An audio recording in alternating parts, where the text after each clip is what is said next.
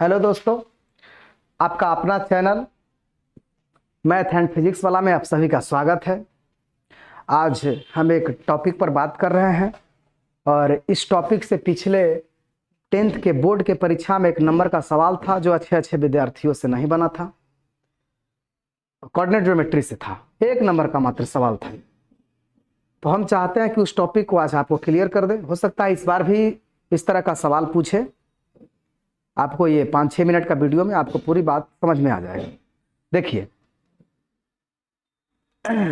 हम x axis, Y axis, ये origin है, ठीक है, बनाए हैं। आई होप कि ये सब जानते होंगे आप। ये first quadrant, second quadrant, third quadrant और ये फोर्थ क्वाड्रेंट, ये बताने की जरूरत हम नहीं समझते हैं। आई होप कि आप लोग ये सब बात पहले से जानते होंगे। देखिए, एक पॉइंट पी है जिसका एक्स कोऑर्डिनेट वाई और एक्स कोऑर्डिनेट जो है एक्स है और वाई कोऑर्डिनेट है जो वाई है। एक्स नियामक एक्स और वाई नियामक वाई है। पी बिंदु का, पी पॉइंट समझिए। किसी भी बिंदु का एक्स नियामक के मतलब का होता है, वाई नियामक के मतलब का होता है। आपको ये समझना पड़ेगा। किसी भी बिंदु का एक्स नियामक का मीनिंग, वाई नियामक का मीनिंग आपको समझना पड़ेगा। तो ये पी पॉइंट के एक्स नियामक का मतलब होता है, समझिएगा ध्यान से थोड़ा, कि पी बिंदु से वाई अक्ष पर डाले गए लंब की लंबाई उचित चीह के साथ, और पी बिंदु से एक्स अक्ष पर डाले गए लंब की लंबाई उचित चीह के साथ, ये होता है वाई नियामक का मतलब। वाई नियामक का मतलब होता है, ठीक है। X coordinate of point P, यानी पी बिंदु के एक्स नियामक का मतलब क्या होता है? Length of perpendicular from P to Y axis with proper sign, यानी कि पी बिंदु से वाई अक्ष पर डाले गए लंब की लंबाई विथ प्रॉपर साइन, यानी उचित चीह के साथ। अभी उचित चीह का है बोल रहे हैं, ये आपको समझाते हैं, पहले आप समझ लीजिए। X coordinate of point P, length x coordinate, यहाँ वाई कोऑर्डिनेट, क्योंकि हम लोग एक्स की बात तो कर लिए हैं। Y coordinate of point P, तो Y coordinate of point P का मतलब होता है कि length of perpendicular from P to X axis with proper sign, यानी कहने का मतलब पी बिंदु से एक्स अक्ष पर डाले गए लंब की लंबाई उचित चीह के साथ, यानी पी बिंदु से वाई अक्ष पर डाले गए लंब की लंबाई उचित चीह के साथ। इसका मतलब होता है पी बिंदु का एक्स नियामक, और ये पी बिंदु से एक्स अक्ष पर डाले गए लंब की लंबाई उचित चीह के साथ, इसका मतलब होता है पी बिंदु का वाई नियामक। अब उचित चीह इसलिए कि लंबाई हमेशा पल्स में होता है, धनात्मक होता है, लेकिन नियामक तो कभी माइनस में कभी प्लस में क्वाड्रेंट के अनुसार चेंज हो जाता है, इसीलिए विथ प्रॉपर साइन, यानी उचित चीह लगाना जरूरी है। जैसे आपको एक क्यू बिंदु है, ये थर्ड क्वाड्रेंट में है, थर्ड क्वाड्रेंट में दोनों नेगेटिव होता है, माइनस माइनस होता है। तो चलिए इसमें समझते हैं। ये क्यू बिंदु का -3 है एक्स नियामक का, -4 है वाई नियामक। अब इसको यहाँ वाला फंडा से जो है बताइए कि क्यू बिंदु से जो ये वाई अक्ष पर डाला गया लंब है, ये एक्स नियामक का मतलब होता है कि क्यू बिंदु से वाई अक्ष पर डाले गए लंब की लंबाई उचित चीह के साथ, इसका मतलब होता है एक्स नियामक। यानी कि क्यू बिंदु से जो एल बिंदु तक की जो लंब डाला गया है एल बिंदु पर, इसका 3 है लंबाई, और ये क्यू बिंदु से जो ये एम बिंदु पर लंब डाला गया, इसका लंबाई 4 है। लंबाई कभी भी माइनस में नहीं होता, इसलिए 3 4, लेकिन ये थर्ड क्वाड्रेंट में इसलिए क्या -3 -4। तो आई होप कि किसी बिंदु का एक्स नियामक का मतलब क्या होता है और वाई नियामक का मतलब क्या होता है आप समझ गए होंगे। चलिए अब देखते हैं आगे। सवाल क्या आया था 10th में, ये आपको समझना है कि सवाल क्या आया था। सवाल 1 नंबर का था, ऑब्जेक्टिव में था, इस तरह से था कि बिंदु -7,4 से एक्स अक्ष की दूरी ज्ञात करें।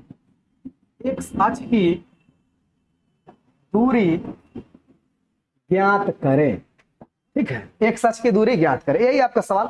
अब ये मतलब एग्जैक्ट वही सवाल नहीं है, हम अनुमान से लिए हैं, इस टाइप का सवाल था।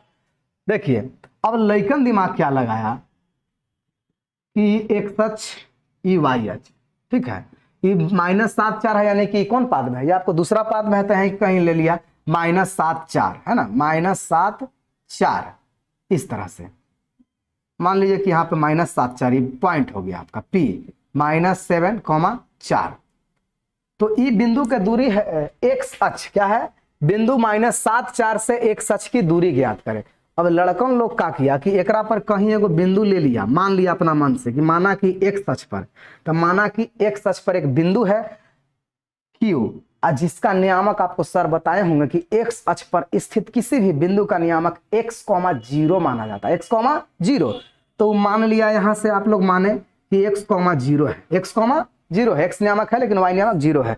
अब इसको आप दूरी सूत्र लगाइएगा PQ बराबर, तो रूट अंडर क्या होता है, x - x1 के होल स्क्वायर और y - y1 के होल स्क्वायर, रूट अंडर है ना, रूट के अंदर में। तो x - x1 के कर देते हैं तो ये हो जाएगा माइनस माइनस क्या हो जाएगा प्लस, तो यानी कि x + 7 के होल स्क्वायर, ये 0 - 4 के होल स्क्वायर। तो यहाँ से आपको जो है x + 7 का होल स्क्वायर और ये प्लस कितना 4 × 16। अब ये आपको x एक अननोन क्वांटिटी है, यानी कि अज्ञात राशि है, यानी कि आपको लंबाई निकला ही नहीं। तो सवाल यहाँ जाके लड़कन को फंस गया था। अभी क्लियर कैसे होगा, निकलेगा आखिर कैसे? तो एक छोटा सा पॉइंट है, आप समझ सकते हैं, ये गलती है मेथड।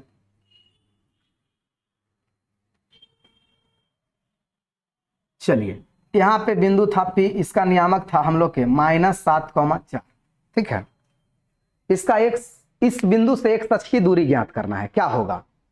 अब बताइए, किसी बिंदु से किसी रेखा की दूरी निकालना है तो वहां से आपको सर बताए होंगे कि कभी भी दूरी लंबवत मापा जाता है। तो ये बिंदु से ये रेखा यानी एक अक्ष की दूरी निकालना है, तो यहां से लंब न डालेंगे जी, क्या डालेंगे, लंब डालेंगे। दूरी हमेशा लंबवत, ये तिरछा तो मपा नहीं सकता है, चाहे इधर में एक अक्ष अगर और बढ़ा दें ऐसे, तो ये तिरछा तो मपा नहीं सकता है, ऐसे तो मपा नहीं सकता है कि यहाँ पर ऐसे चाहे यहाँ पे ऐसे, नहीं हो सकता है।